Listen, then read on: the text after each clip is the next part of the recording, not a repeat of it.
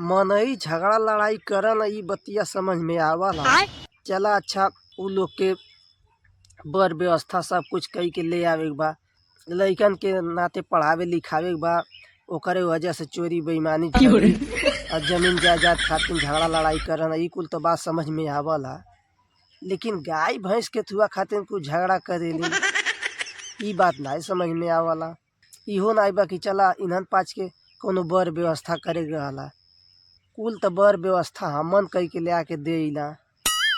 सब खाली ई लोग के बैठ के पगुरी करे के रहला और खड़ा होके खाए के रहला नादे पे।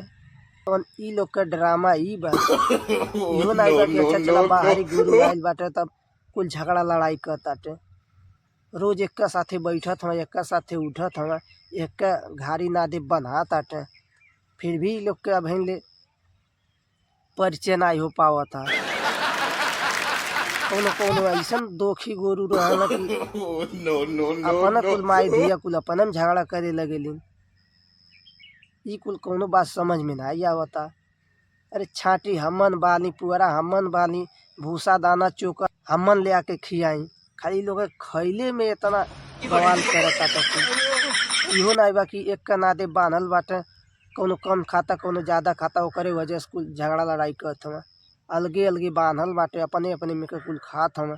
अरे छाटी पानी नादे में का ओरा गइल बाटे, कोई आवाज़ लगावा कि हाँ ओरा गइल बा, तो बजले कौन जरूरत बा।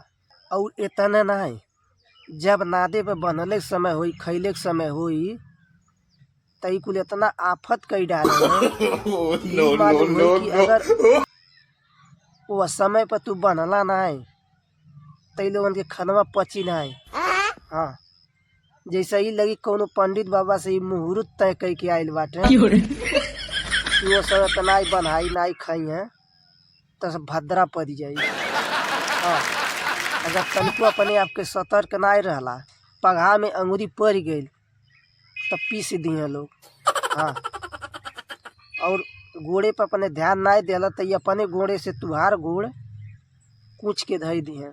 आ छोड़ले के बादो इतना स्पीड से जइए कि मालूम है कि ओलंपिक के तैयारी चलत है, रोज भागत। आज हम स्पीड और बढ़वा देनी, अनादे पहुँचले के बाद इनकर ब्रेकवे नहीं काम कर गिरत है धू है। हम कहली अब ठीक है, ऐसा चाहिए।